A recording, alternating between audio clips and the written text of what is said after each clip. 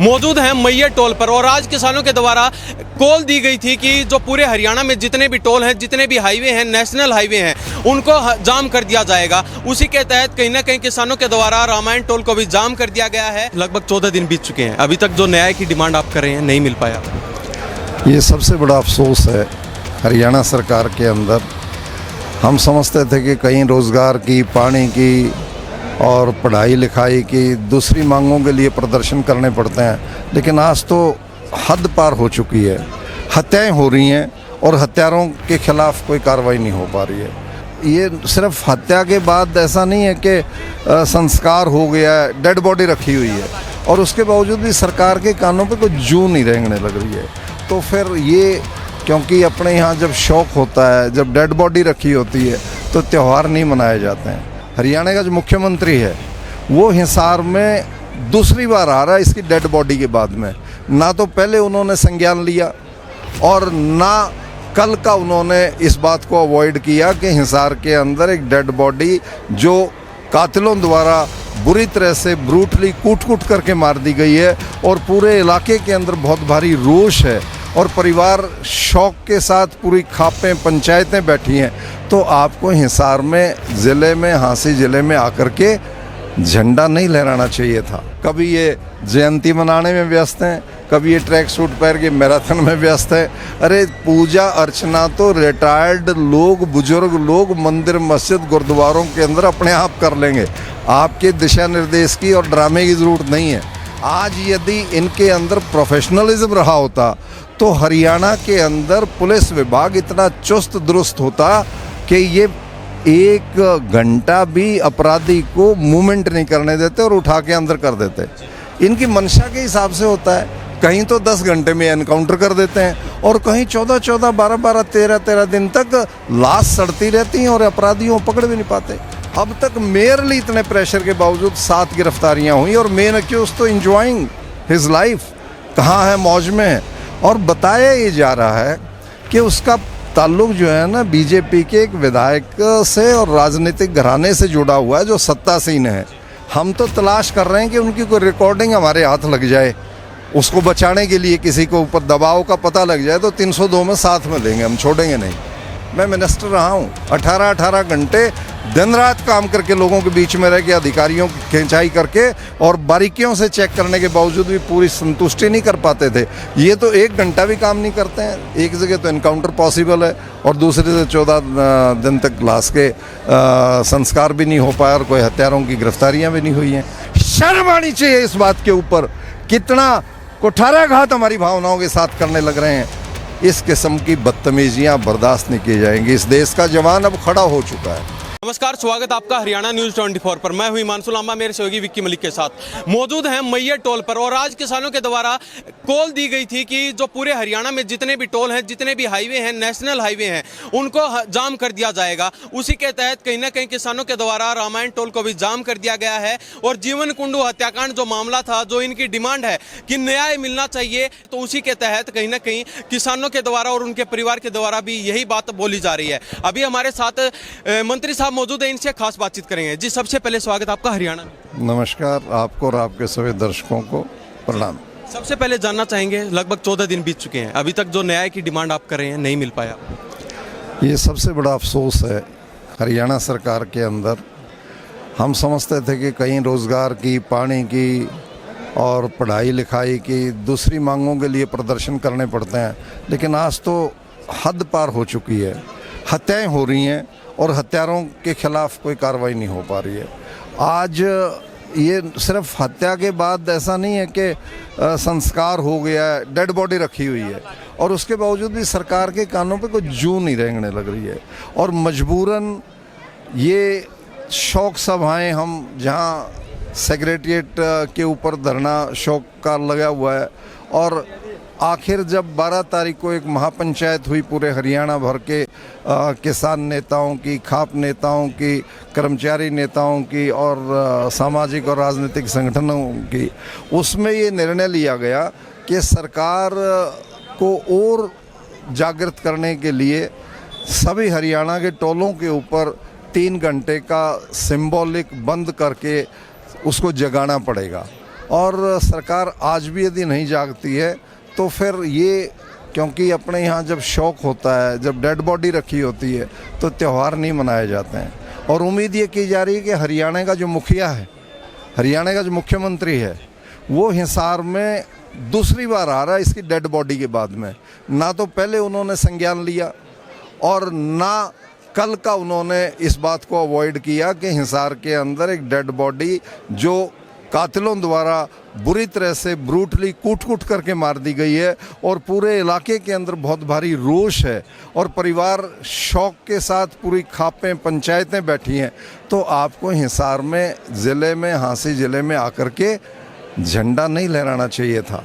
आप जले पे नमक का काम कर रहे हैं। जड़े पे निश्चित तौर से, क्योंकि शहीदों की जो स्वतंत्रता सेनानी थे उनकी मंशा ये कभी नहीं रही कि यहाँ पे हत्याएं हो और उनके खिलाफ कार्रवाई ना हो, और यहाँ पे लोग पीड़ित और दुखी हों और उनके खिलाफ कोई कार्रवाई ना हो। सरकार जो सरकार का काम है वो ना करे और सरकार ड्रामेबाजी के अंदर संलिप्त हो। कभी ये जयंती मनाने में व्यस्त हैं, कभी ये ट्रैक सूट पहन के मैराथन में व्यस्त है। अरे पूजा अर्चना तो रिटायर्ड लोग, बुजुर्ग लोग मंदिर मस्जिद गुरुद्वारों के अंदर अपने आप कर लेंगे। आपके दिशा निर्देश की और ड्रामे की ज़रूरत नहीं है। और जो नौजवान और जो शरीर के प्रति जागरूक हैं वो सुबह से शाम तक उनके फिजिकल रूटीन एक्सरसाइजेज वो जानते हैं। आपके बीच में ड्रामे की आवश्यकता नहीं है।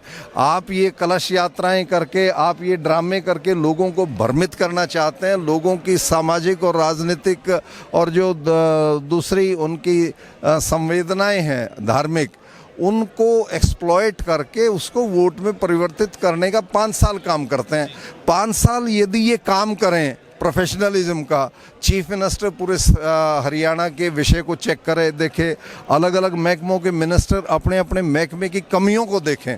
आज यदि इनके अंदर प्रोफेशनलिज्म रहा होता तो हरियाणा के अंदर पुलिस विभाग इतना चुस्त दुरुस्त होता कि ये 1 घंटा भी अपराधी को मूवमेंट नहीं करने देते और उठा के अंदर कर देते।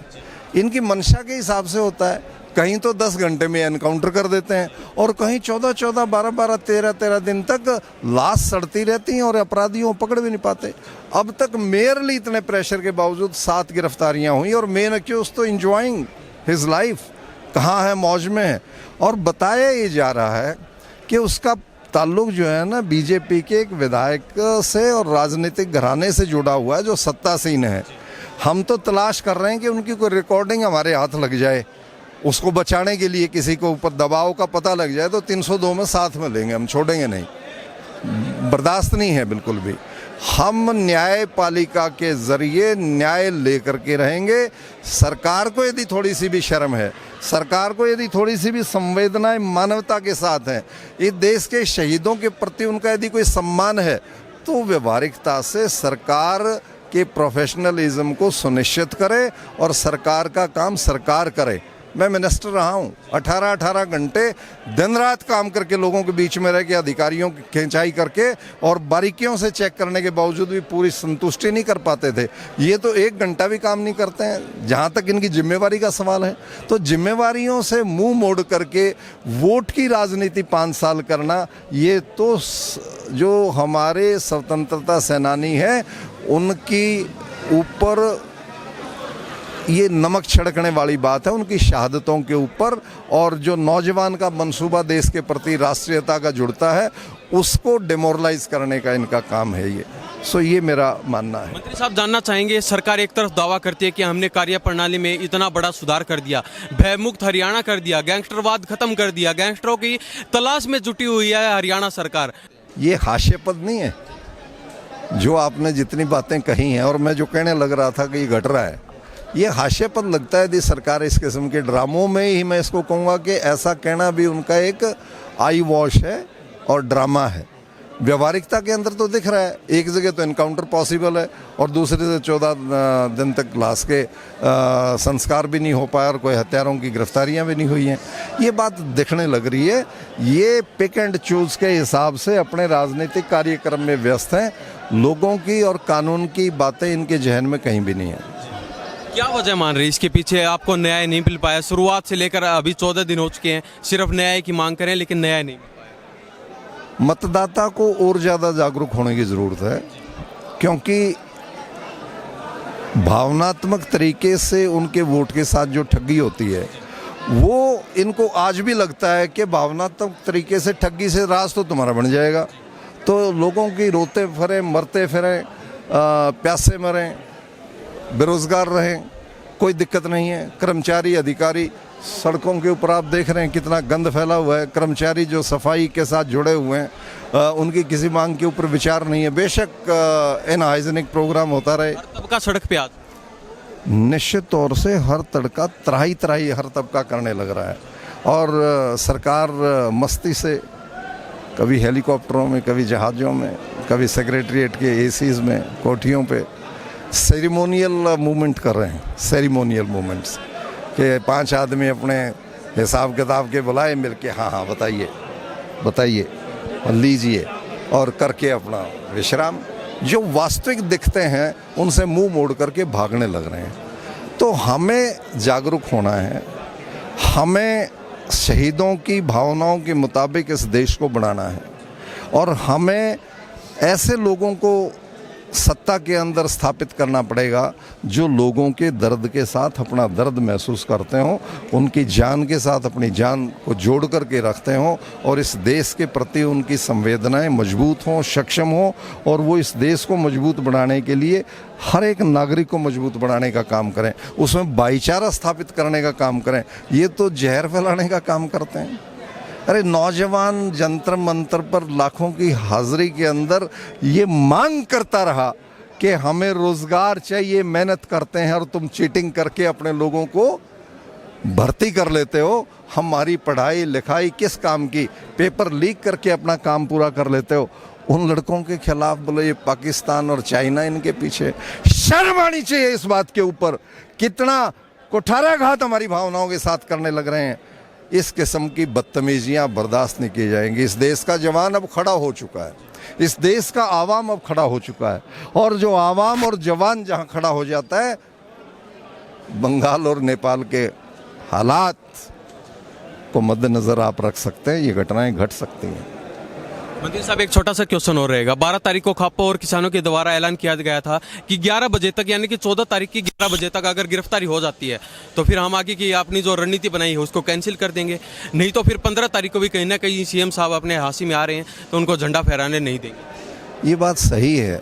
हम तो ये चाहते थे कि मुख्यमंत्री परिवार के साथ आकर के शोक मनाते और कार्रवाई करके निर्णायक भूमिका निभाते।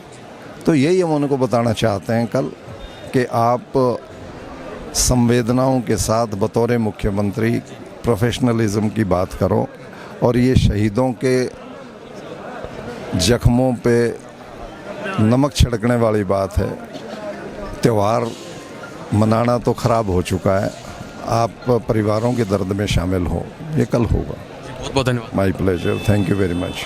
तो ये हमारे साथ पूर्व मंत्री बने हुए थे, इनसे खास बातचीत की। किसानों ने आज की जो कॉल दी थी उसके ऊपर खरा उतरने का काम किसानों के द्वारा किया गया। पूरे हरियाणा में टोल जाम कर दिए गए हैं।